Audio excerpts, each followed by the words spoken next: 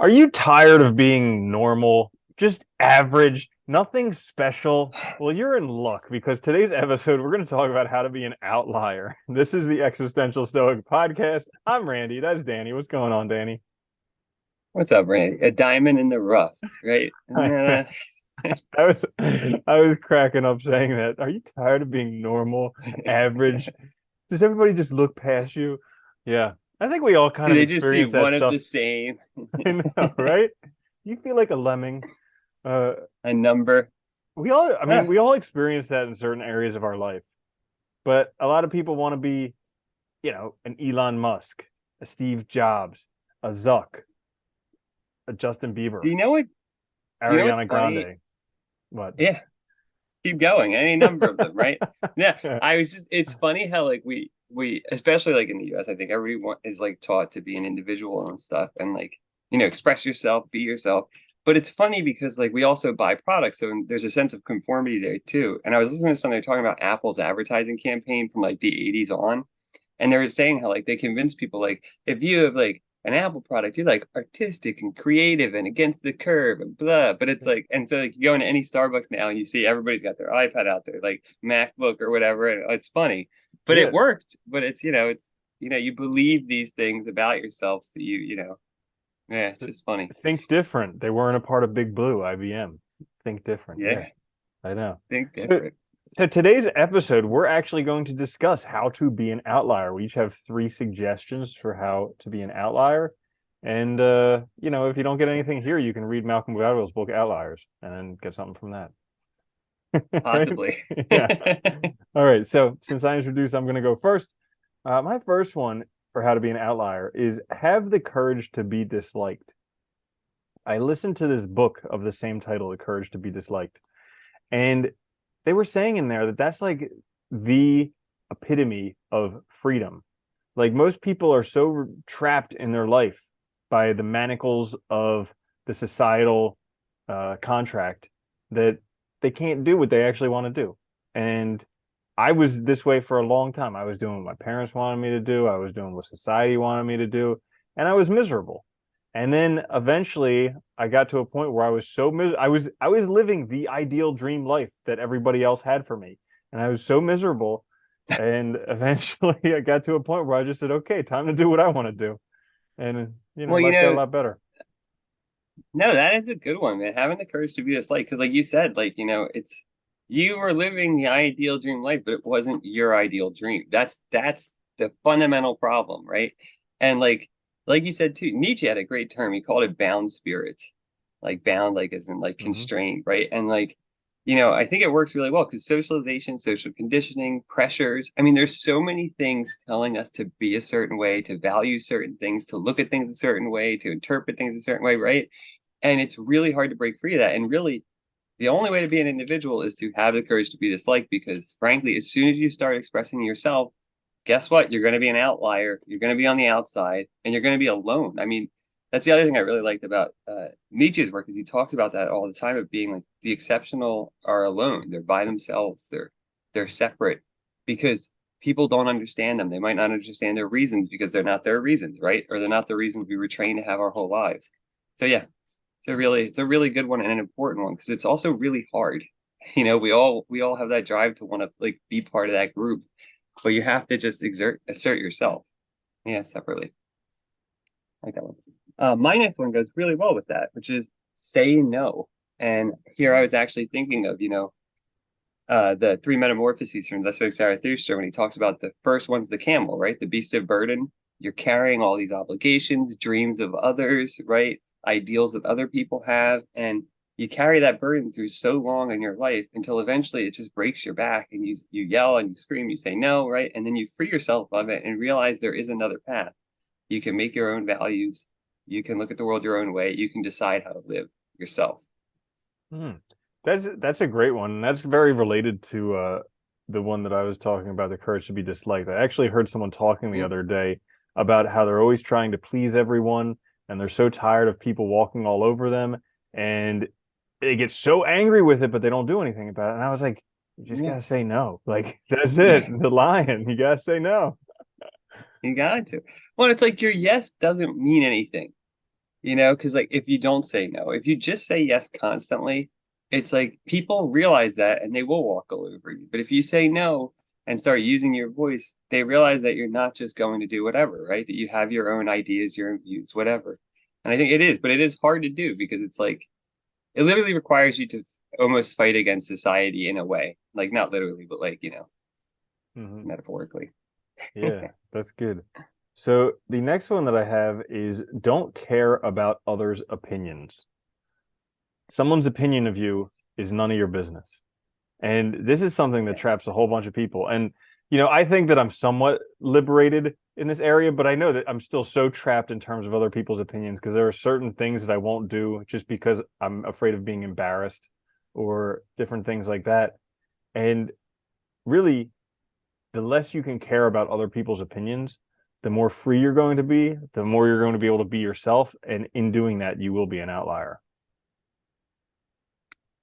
That's a really good one too, because I think I feel pretty free in that sense.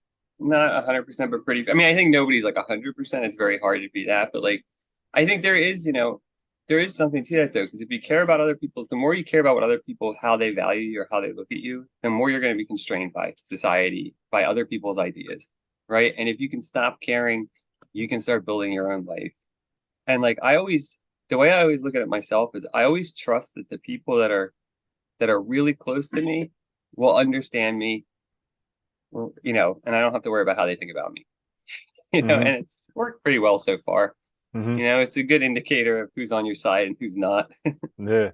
Yeah. And if you're looking for more exercises in how not to care about other people's opinions, you can search social freedom exercises because these are some things that I did a while ago, and they're hard to do, but in a class, it's much easier to do things like just lay down on the sidewalk and give people high fives as they're walking by.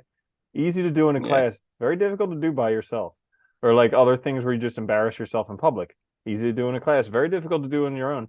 And but these are things that like give you more of the freedom to just after you do it a few times, you're like, you know what? What's the worst that can happen? Nothing. So, Well, it's funny. I've read so many people like they get so stressed out about things, and it's like you let this embarrassment bother you for days, weeks, and even sometimes decades. When in reality, all the people you thought that saw you, they forget about it instantly. If they even were paying attention.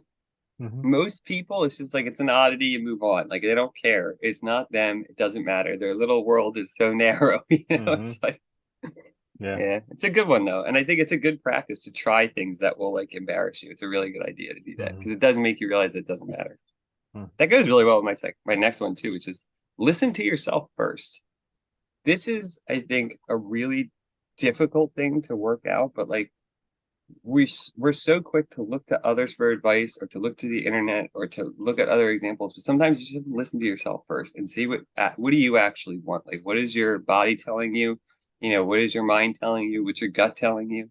I forget which it might have been The Artist's Way. I forget which book it was, or maybe it was Martha Beck.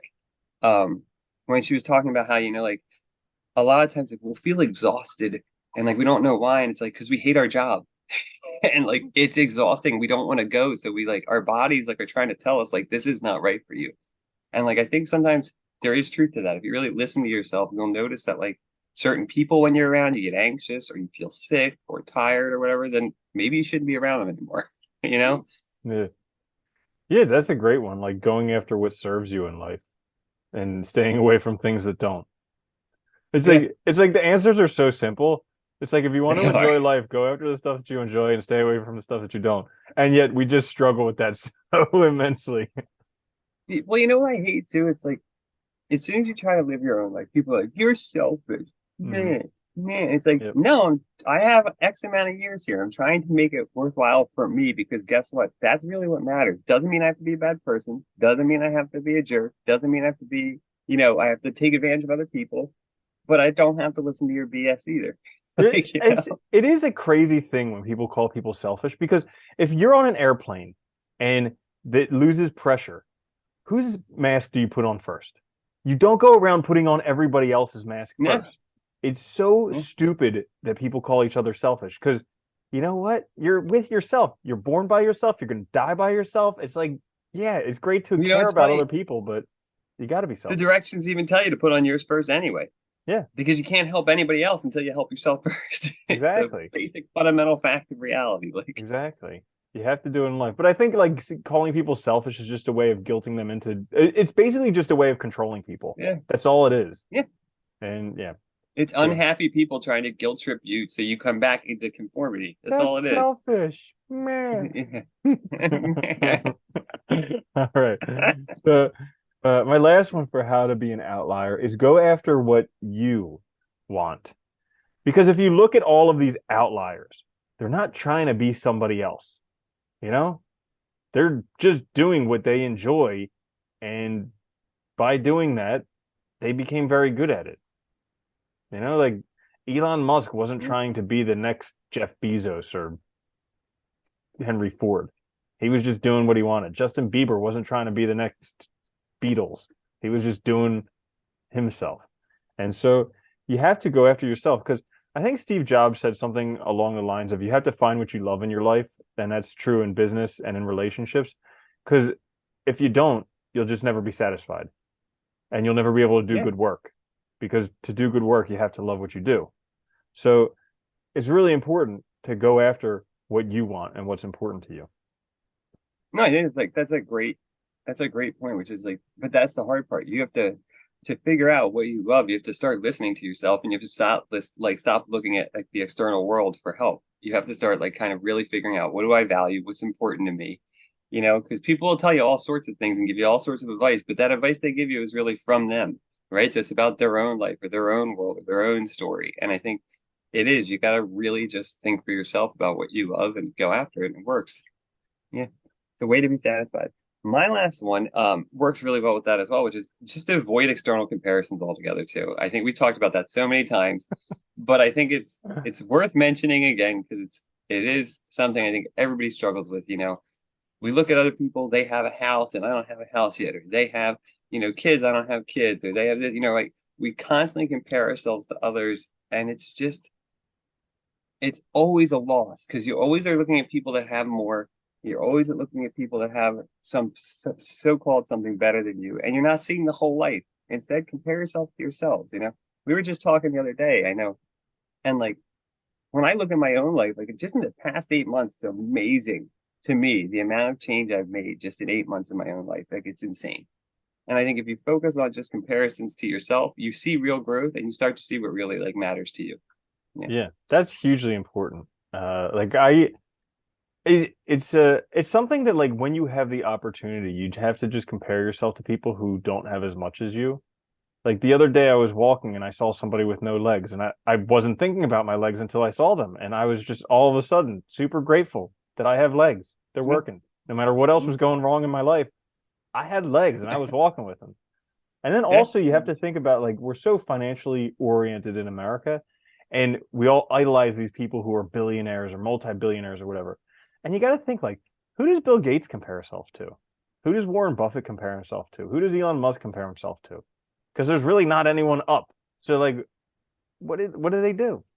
And I don't know. I don't have an answer to I that even one. think beyond that too. Are they even happy? Mm, Because, money is money. It doesn't solve every problem. Like I think that's our biggest fault too, is hmm we think that is everything Yeah. rather than being a piece of a larger puzzle of life. hmm Yeah. Yeah. It's a shame, but it's a proxy for power and Yeah. people think because you can change people's minds with money, it'll solve all your problems. But it'll just give you Yeah. new, more expensive problems. Yeah. It's all it does.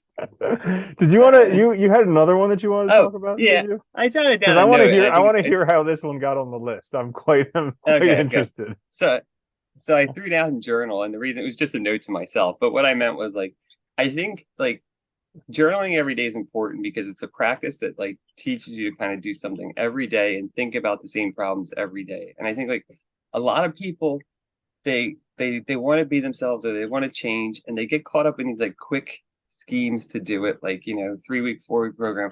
But I really think it takes a long time. It's like if you struggle with setting yourself apart from others, dude, you're not going to do it like follow yeah, if you follow our advice it'll help, but you're not going to do it tomorrow. It's not going to happen in a day. And if you get discouraged from that, well, you're going to be discouraged by a lot of things. You have to realize that like things take dedication and time to make any changes in life. And like I hate that about like our society, that like so much stuff is trying to do it as fast as possible when sometimes it's not really helpful.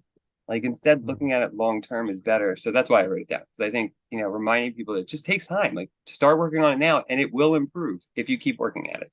If That you stop, it won't. that is a great one. And also with journaling, like when you write it down, you make it real. All of a sudden it's gonna Yeah. happen a lot Yeah. fast.